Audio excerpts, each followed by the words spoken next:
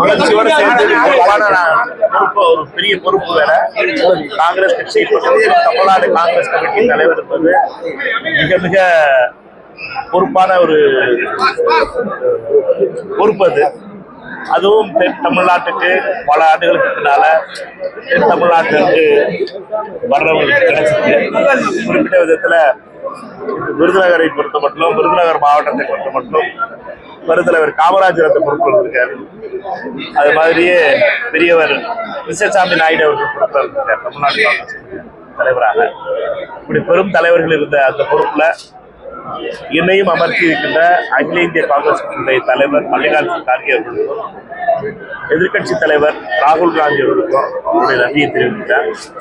இதை பொறுத்த மட்டும் இது மிக முக்கியமான காலகட்டத்தில் இந்த பொறுப்பு வந்திருக்கு. இந்த காலகட்டத்தினுடைய காங்கிரஸ் கட்சி ஆட்சியில பங்கு பெற்று 2 அமைச்சர்கள் காங்கிரஸ்காரர்கள் கதர் சட்டை போட்டவர்கள் அமைச்சர்களா இருக்காங்க. அதனால மிக முக்கியமான காலம். அதுவும் குறிப்பிட்ட விதத்தில் காங்கிரஸ் கட்சியை பொறுத்த மட்டும் அடுத்து வரப்போகின்ற பாராளுமன்ற தேர்தல் மிக மிக முக்கியமானது. இந்தியாவினுடைய ஜனநாயகத்தை காக்க வேண்டிய தேர்தலாக இருக்கிறது. அந்த தேர்தலில் ராகுல் காந்தி அவர்களை பிரதமராக்க வேண்டும் என்ற ஒற்ற நோக்கத்தோட மட்டுமே எங்களுடைய செயல் திட்டங்கள் இருக்கும். இந்த அரசினுடைய வெற்றிகளும் இந்த அரசுடைய செயல்பாடுகளும் குறிப்பிட்ட விதத்திலே தமிழகத்தினுடைய முதலமைச்சர் கூட்டணியுடைய தலைவராக இருக்கின்ற அருமை சகோதரர் விஜய் அவர்களுடைய அரசினுடைய செயல்பாடுகள் அனைத்தும் மக்களை மையமாக வைத்திருக்கின்ற அரசியல், மக்களை முதன்மையாக கொண்ட அரசியல், மக்களுடைய அனைத்து மக்களையும் எந்த ஒரு வித்தியாசமும் இல்லாமல் மக்களுடைய ஒவ்வொரு தமிழர்களுக்குமான அரசியலாக அவர் எடுத்து சென்றார். புதுமையான வகையிலே அதை எடுத்து சென்றார். அதனால இந்த அரசினுடைய வெற்றி எங்களுடைய வெற்றியாக.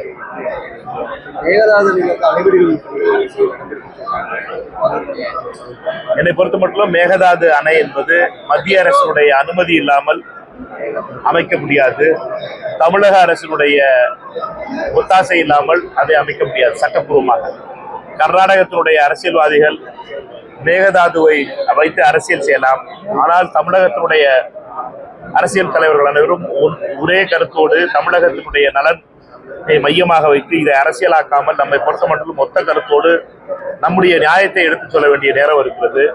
மத்திய அரசு, குறிப்பாக மோடியினுடைய அரசு தமிழ்நாட்டிலே மீண்டும் மீண்டும் பாஜக தோல்வியுறுவதனுடைய வெறுப்பு, தோல்வி இதனுடைய மைய கருத்தாக 4 சட்டமன்ற உறுப்பினர் கொடுத்தார்கள். இப்பொழுது தமிழக மக்கள் அவர்களுக்கு 1 சட்டமன்ற உறுப்பினர் கொடுத்திருக்கிறார்கள். இந்த கவலையெல்லாம் பாஜக காரர்களுக்கு இருக்கும், மோடிக்கு இருக்கும், அமித்ஷாவுக்கு இருக்கும். அதற்காக தமிழகத்தை அவர்கள் பழித்திருக்கக்கூடாது, இதற்கு அனுமதி வழங்கக்கூடாது. கர்நாடகாவுக்கு அனுமதி வழங்குகின்ற பொறுப்பு என்பது மத்திய அரசு, குறிப்பாக மோடி அவர்களிடம் இருக்கிறது. அந்த அனுமதி இல்லாமல் அவர்கள் எந்த செயலையும் அங்கு செய்ய முடியாது. சும்மா இங்க பூச்சாண்டி வேலை காட்டுறதெல்லாம் கர்நாடகம் காட்டலாம். ஆனா அவர்களுக்கு அனுமதி இல்லாமல், மத்திய அரசுடைய அனுமதி இல்லாமல் அதை நடத்த முடியாது. மோடி அவர்களுடைய அனுமதி இல்லாமல் நடத்த முடியாது. மோடி அவர்கள் அனுமதி கொடுக்கக்கூடாது. நம்ம நீட்ல இருந்து பல விஷயங்களுக்கு எதிர்ப்பு தெரிவிச்சுட்டே வரோம். ராமச்சந்திர அங்க இருக்கக்கூடிய கட்சியாண்மை முறைகள் எந்த அளவுக்கு காங்கிரஸ் கட்சி இதை எவ்வளவு வலுவா எதிர்க்கப்படும்? மிக கடுமையாக எதிர்க்க போகிறோம். காங்கிரஸ் கட்சியை பொறுத்த மட்டும் இதுல தொடர்ந்து இந்தியா முழுவதும் இதற்காக காங்கிரஸ் கட்சி போராட்டம் நடத்தியிருக்கிறது.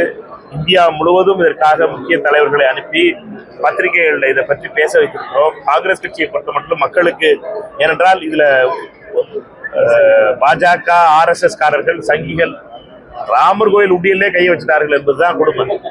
ஊரெல்லாம் சொல்லி நான் ராமர் கோயில் கட்ட போறேன், ராமர் கோயில் கட்ட போறேன், செங்கல் கொடுங்கடா, அதை கொடுங்கடா, இதை கொடுங்கடான்னு வசூல் பண்றவங்க கடைசி அந்த உண்டியல்லே கையை வச்சு உண்டியல் களவாணிகள் இந்த பாஜக காரர்கள் என்பது நிறைய தெரிஞ்சிருக்கு. ஆர்எஸ்எஸ் காரர்களும் பாஜக காரர்களும் கோயில் காசை களவாண்டு தான் அரசியல் நடத்திக்கிறாங்கிறது வெளியில வந்துருச்சு. குடிபட்ட திருடர்கள்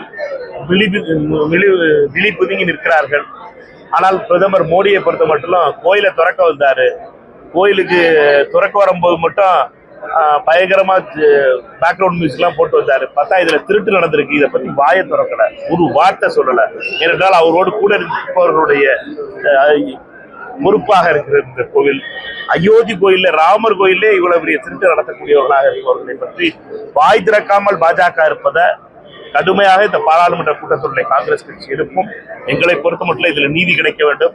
ராமருக்கே நீதி வாங்க வேண்டிய நிலையில நிற்கிறான். ராமருடைய கோயிலுக்கே இந்த நீதி வழங்க வேண்டிய நிலைமையில் நிற்க வேண்டியதா இருக்கு. பாஜகவை பொறுத்த மட்டும் அவர்களுக்கு எல்லாமே வியாபாரம், எல்லாமே பணம், எல்லாமே வசூல். இதுதான் பாஜக RSS உடைய பழக்கம். இதனை எதிர்த்து காங்கிரஸ் கட்சி பாராளுமன்றத்திலே கடுமையாக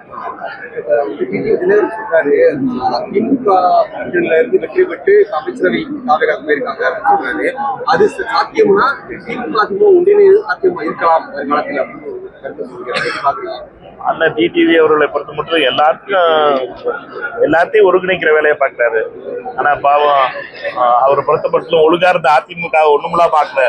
பொறுப்பு அவரோட அதிமுக காரர்கள் எல்லாம் ஒன்னாத்தான் இருந்தாங்க.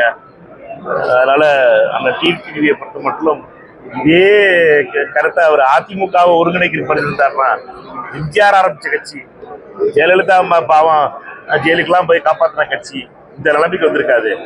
அவர் பண்ண அட்டுவிலியத்துல தானே 17 வரை ரோட்டை நிப்பாட்டிட்டு பாதி பேர் திமுக வந்து சேர்த்தாங்க. எங்க அண்ணன் தங்கத்தை செல்வனா இருக்கட்டும், செந்தில் பாலாஜி அவர்களா இருக்கட்டும், எல்லாரும் அவரோட இருந்தவங்க தானே.